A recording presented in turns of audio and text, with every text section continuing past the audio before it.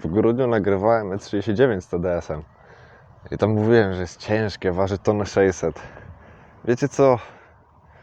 Cofam tamto.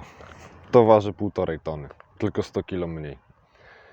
A to powinno być sportowe, a jest tylko w założeniu. Więc tak, pokażę Wam dzisiaj samochód, który w założeniu jest sportowy, bo jest to mocne coupé z napędem na tył. Ale tak naprawdę nie ma kompletnie żadnego sensu.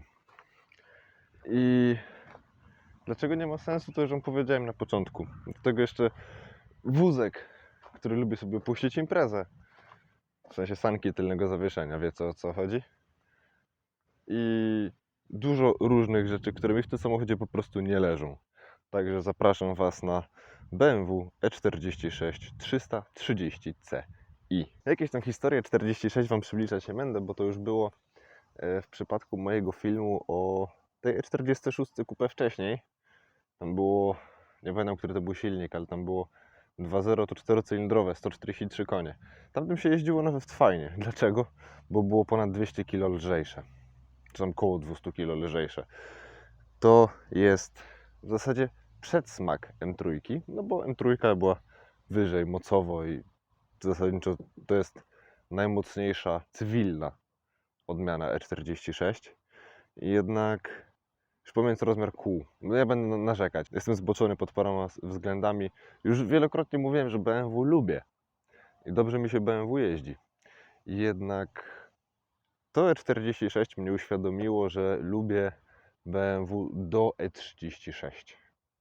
Zakładam na razie, że włącznie, bo jeszcze E36 żadnym nie jeździłem. No i możemy zacząć od samego tego, że to jest polift, bo nie leży mi ten zderzak z przodu.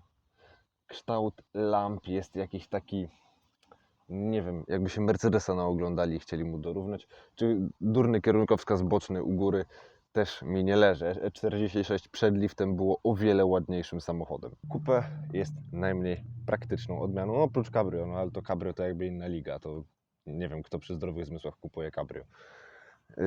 Nawet kompakt jest praktyczniejszy i bagażnik, no właśnie sobie przypomniałem, że zawiera moje narzędzia.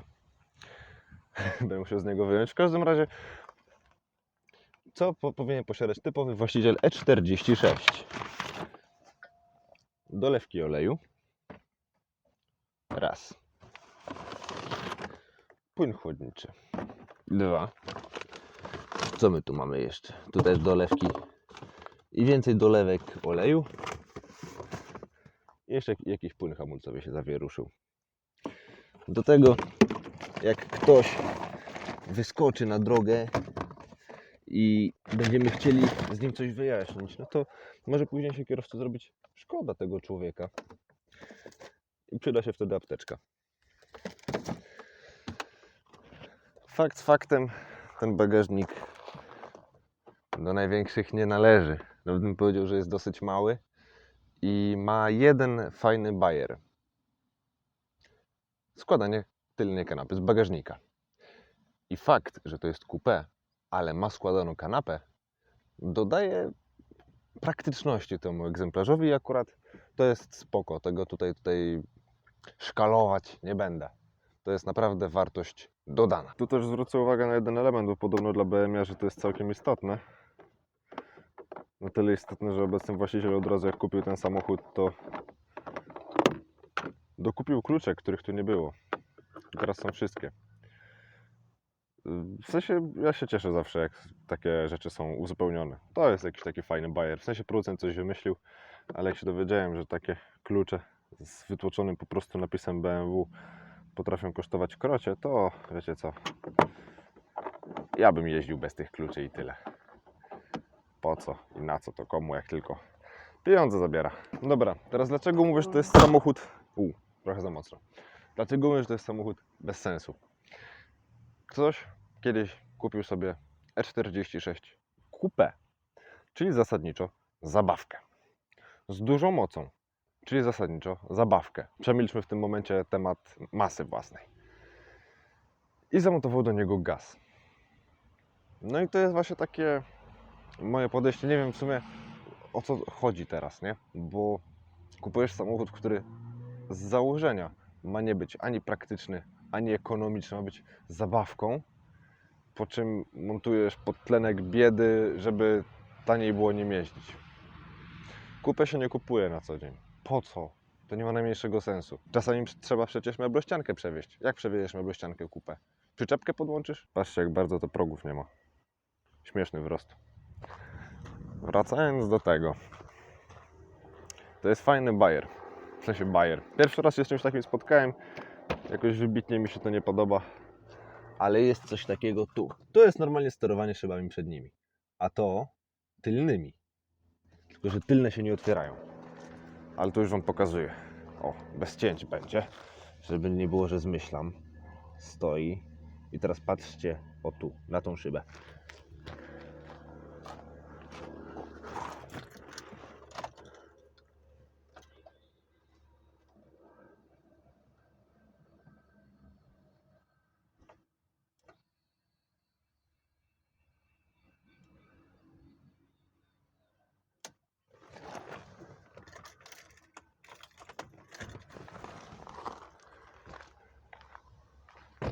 I tych uchylnych szyb na prąd nie zamierzam się w ogóle czepiać. I teraz zapytacie się pewnie dlaczego, bo jak się czepiam, już łapię się jakichkolwiek pierdół, już większość rzeczy normalnym ludziom nie przeszkadza i że bredzę. To jest wygodne i to odczułem, jak miałem Saxo. Bo w Saxo, jak chciałem sobie uchylić tylne szybki w czasie jazdy, to po prostu nie mogłem, bo musiałbym wleźć na tylną kanapę. A tak podczas jazdy uchylenie tych tylnych szyb elektrycznie to faktycznie jest przemyślane. Zanurzę się do wnętrza i zwrócę Wam uwagę, jak te klamki działają. One nie idą w płaskiej linii, jak większość tego typu klamek, tylko one się troszeczkę podnoszą. Taki ciekawy bajer. Zwróciłem na to uwagę przypadkiem i w sumie jest to ciekawe. I teraz tak, to mi nie leży w BMW. Kompletnie, że nie da się ustawić w pozycji pomiędzy, tylko albo wybrałem na lewe lustro, albo prawe lustro. To jest kompletnie bez sensu. Nie wiem, ja mam może jakieś schorzenie, ale to mnie po prostu doprowadza do szewskiej pasji. Poza tym są tutaj światła automatyczne. Tylko teraz, co oznaczają światła automatyczne? To jest to, że po prostu jest czujnik zmierzchu za lusterkiem i on wykrywa, kiedy jest ciemno i wtedy włącza światła mijania. Tylko jako, że to jest 2003 rok, to nie ma świateł dziennych, więc i tak trzeba zapalać, tak o, i tak. Po prostu. Ale wtedy to musiał być przydatny bajer. Z bajerów dotyczących świateł ma jeszcze, jak się pociągnie manetkę świateł długich, jest ta funkcja, różnie się ona nazywa, ja na nią mówię prowadzenie do domu. Czyli chyba przez minutę się świecą światła długie i świecą przed sobą. Fajne. To jest akurat fajne. Idąc dalej, radio BMW Business CD. Po prostu radio na płyty zwykłe ze zmieniarką w bagażniku i tak dalej. Panel klimy automatycznej, jednostrefowej. Też nic specjalnego. Z ogrzewaniami jest pięknie klima, widzicie. Tu idąc dalej, grzane fotele, wyłączanie kontroli trakcji, roleta tylnej szyby, znowu grzany fotel. Tu, no to jest gniazdo zapalniczki. Tak poza tym takie płaskie, płytkie i do niczego niepotrzebne. Short shifter, bo to jest short shifter. Prezentuję i objaśniam. Lewą ręką, tak. Wrzucaj lewą ręką, na pewno się uda.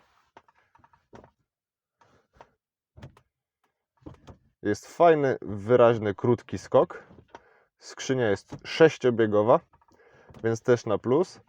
Oczywiście skrzynia jest Getraga, no to akurat nie jest nic dziwnego w przypadku BMW.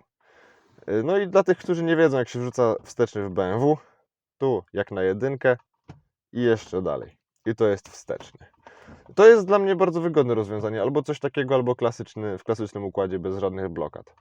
I ten short shifter pochodzi z którejś zetki i jest fajny, z tego się wygodnie operuje, chociaż nie spodziewałem się takiego luzu tutaj. No idąc dalej, blokada drzwi, światło awaryjne po prostu i pseudodrewniany dekor.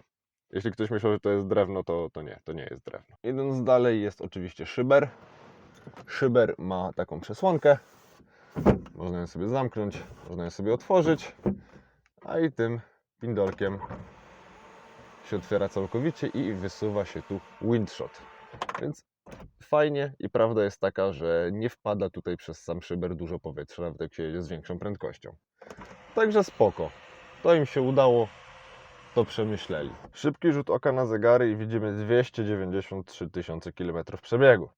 Ciekawostka, to mówiłem też w przypadku tamtego E46, jak za kilometrami jest kropka taka z piksela chyba, albo z 4 w sumie, tak jak jest tutaj przecinek. To znaczy, że licznik był cofany, tak podobno to wykrywa, ja bym się tak na to specjalnie nie nastawiał. Jednak 293 tysiące kilometrów i fotele, niestety skórzane, w bardzo ładnym stanie. No to wiadomo, jest pasażera, więc zawsze jest ładniejszy niż kierowcy. Jednak uwierzcie mi, że fotel kierowcy jest w podobnym stanie, ale kierownica jest troszeczkę powycierana. Także, no i gałka, no to już widzieliście. Także to wszystko każe mi sądzić, że jest to naprawdę oryginalny przebieg. No i poza tym to tutaj we wnętrzu naprawdę nic się nie dzieje. Do tyłu nie zamierzam się ładować, bo nie ma tam ani miejsca nad głową, ani na nogi. Bo to już miałem okazję, wątpliwą przyjemność jechać tam jako pasażer. Z tyłu po prostu nie ma miejsca na cokolwiek, tam musi siedzieć ktoś bardzo malutki. No i pora zobaczyć motor. Jako że to jest BMW, to się można zapytać, jaki tu jest piec. I piec to jest M54B30, czyli 3 litrówka o mocy 231 koni. Na plus ode mnie jest to, że nie widać, że tu jest gaz. W sensie jest on naprawdę ładnie zrobiony. No ale prawda jest taka, że miejsca tu jest tyle, że żeby cokolwiek zrobić, albo trzeba demontować pas przedni, albo wyciągać silnik. Nie polecam. Sprint do setki 6,5 i prędkość maksymalna zablokowana na 250. Ale co jest ciekawe, proszę bardzo, kaganiec na 250, a zegary też do 250. No i oczywiście ekonomizer, nie? Nie pamiętam, czy się budzi chwilę po odpaleniu. Ręczny zaciągnę, bo na biegu stoi, żeby się nie zsunęła.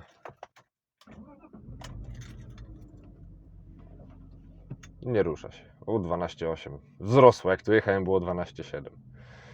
No, tak powiem, nic specjalnego. No jeszcze może posłuchajcie brzmienia z zewnątrz przy odpalaniu.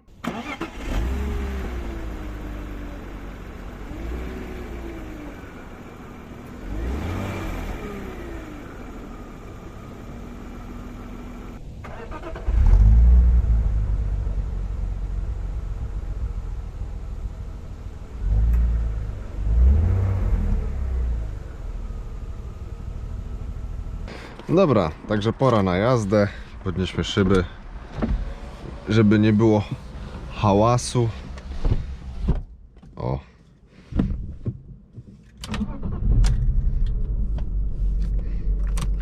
BMW wstało grzecznie. I nawet tym razem bez lampki Alladyna, co w przypadku, w sumie nawet nie wiem, czy E46 ogółem, czy tego konkretnego, no nie jest takie oczywiste. O, jest i lampka Alladyna.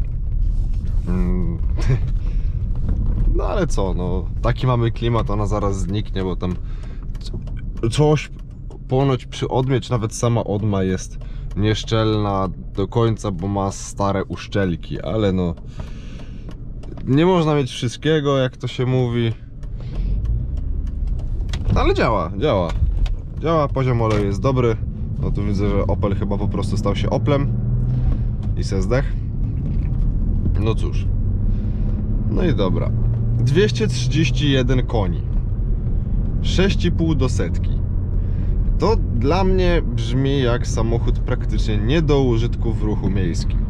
Zdecydowanie za mocny i zdecydowanie za szybki. Jednak no E46 waży te 1,5 tony i to jest tak dużo, że tej mocy za bardzo nie czuć. A M54 jest na tyle fajnie skonstruowany, że ono ma siłę się dźwignąć i z niższych obrotów, i z wyższych. Może podtrzymać trochę niższe, może podtrzymać trochę wyższe. Pod tym względem to jest naprawdę fajny, elastyczny silnik. Ja zacząłem teraz gadać jak Wikipedia. Tak podczas postoju, jak sobie silnik mruczy. Wy tego nie będziecie raczej słyszeć, bo to jest wnętrze fajnie wyciszone. W sensie fajnie, bardzo. Nie powiem, żeby to mi się podobało jakoś wybitnie. To tak dziwnie brzmi. W ogóle ten silnik dla mnie dziwnie brzmi. Bo to jest 6-cylindrówka, więc no jest fajnie wyważone i to czuć, że ten silnik jest bardzo dobrze zrównoważony, w ogóle nie telepie budą, więc to trzeba bardzo przyznać. Jednak to brzmienie jest z jednej strony takie rasowe, jak na 6-cylindrówkę przystało, a z drugiej strony jest jakieś takie strasznie stłumione i bezpłciowe. I to nie jest kwestia tego, że teraz są zamknięte szyby, tylko ogólnie, nawet dając ognia w tunelu przy otwartych szybach, to nadal jest jakieś takie, jakby ten silnik chciał zabrzmieć, a nie mógł. I to nie jest kwestia wydechu, bo wydechem każdy silnik można zrobić, żeby dobrze brzmiał, i nowe samochody brzmią tylko wydechem. O, jest sztywniutko. To jest kwestia samego silnika, bo tutaj ten silnik za bardzo nie brzmi. I to jest właśnie ten problem, bo to już jest 20-latek, dopiero 20-latek, który już wpadł w tą złą erę, kiedy brzmi wydech, a nie silnik.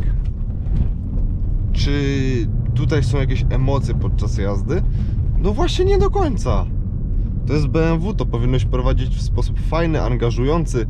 No i fakt, no ten układ kierowniczy nie jest jakoś wybitnie wspomagany.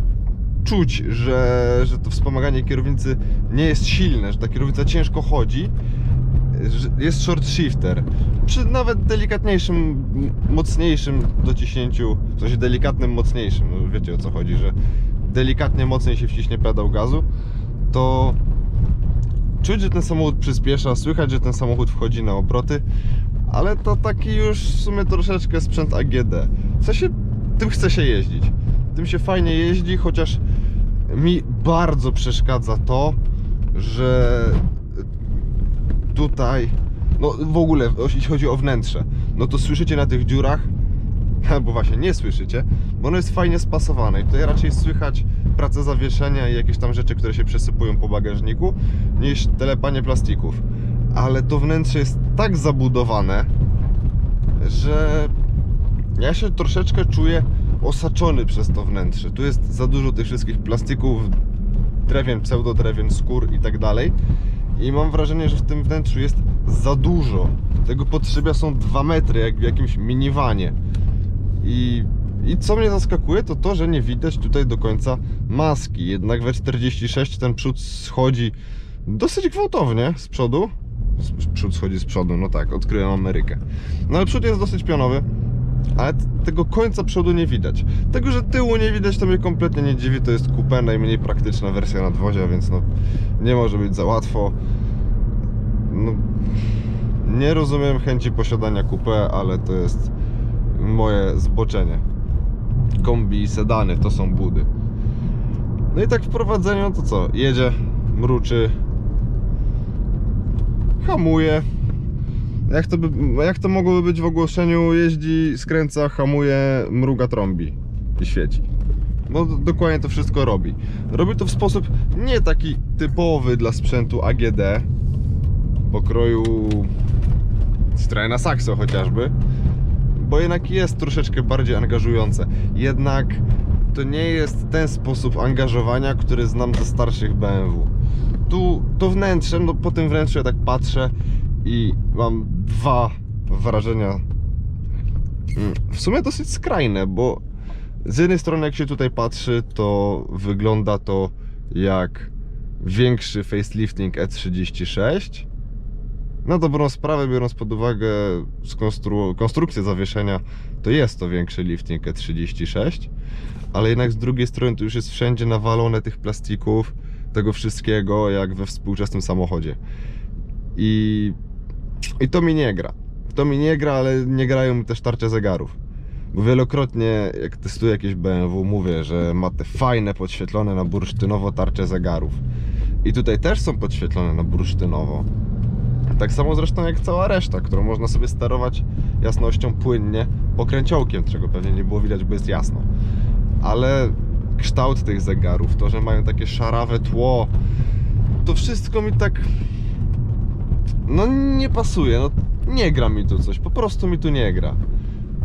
Jednocześnie niby jest to już nowy samochód, po którym czuć, że to są te lata, kiedy motoryzacja przestała być fajna, ale jednak czuć jeszcze trochę ducha tych lat 90.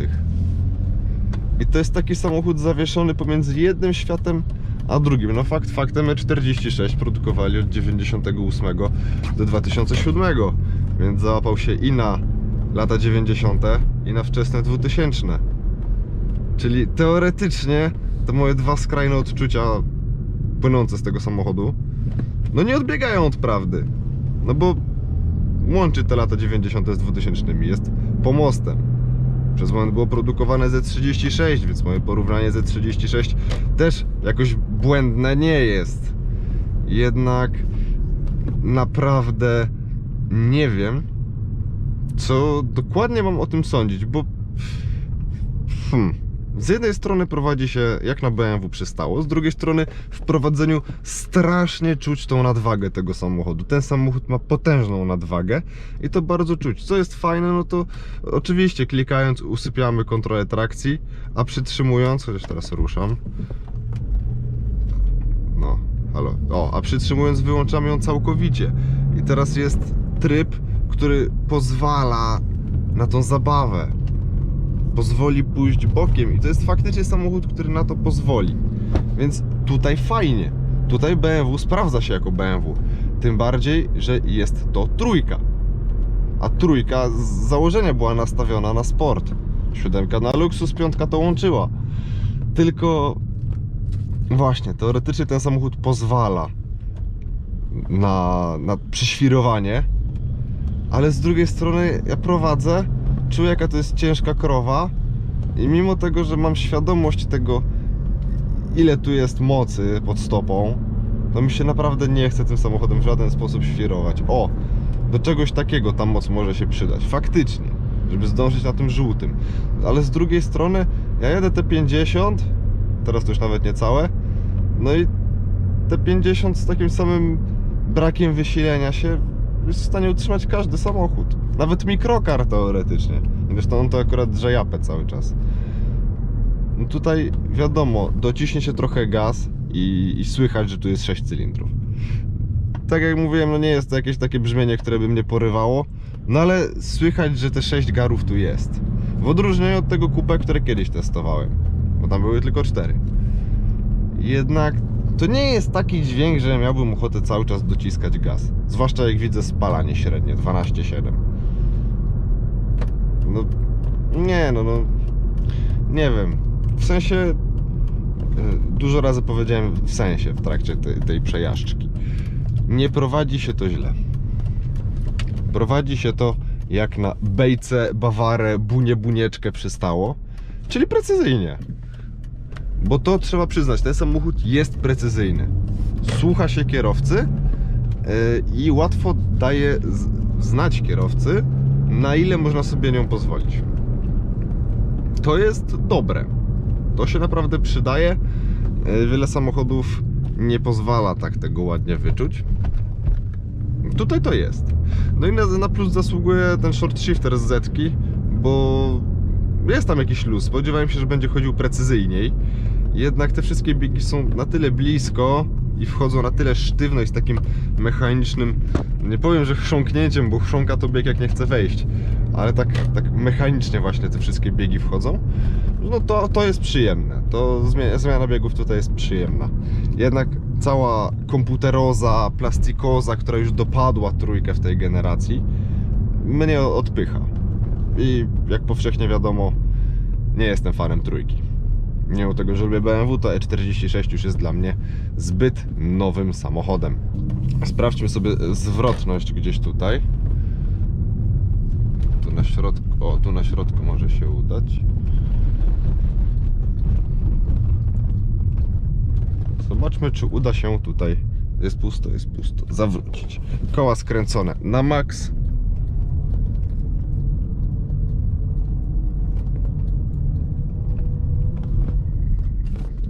I nie. Tu już pewnie bym nie przeszedł. A może bym przeszedł, ale nie chcę ryzykować, bo mnie właściciel zabije. Także dzisiaj to by było na tyle. Trzymajcie się i kupcie sobie coś ciekawszego niż E46. E36 se kupcie. Albo 5 najlepiej. Bunieczka. Siema.